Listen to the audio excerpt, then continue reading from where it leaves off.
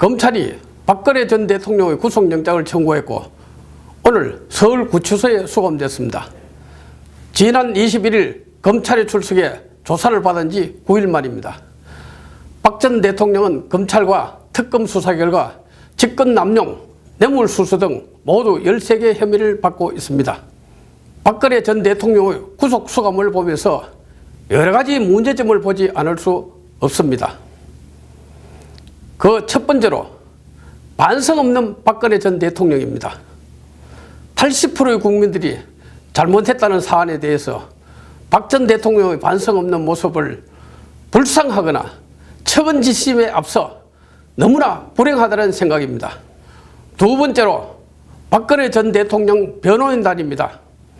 첫 번째, 검찰 수사, 특검, 헌법재판소 재판 과정에서 수십 명의 변호인 중에 사태를 제대로 판단하는 변호사가 없다는 점에서 안타깝다는 의견이 많습니다. 박 전 대통령에게 현상을 알리고 잘못된 부분은 반성과 사죄를 하고 방어할 것은 방어를 하는 전략으로 변론이 되었으면 어떤 결과가 나왔을까 하는 생각을 가져봅니다.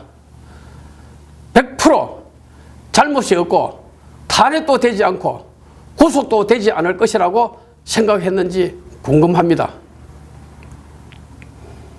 마지막으로 친박, 진박 국회의원들은 문제 삼지 않을 수 없습니다. 무엇을 가리려고 지난 총선에 그렇게 무리를 해서 당시 새누리당 총선 공천을 그렇게 했는지 이제야 조금은 이해가 될 것 같습니다.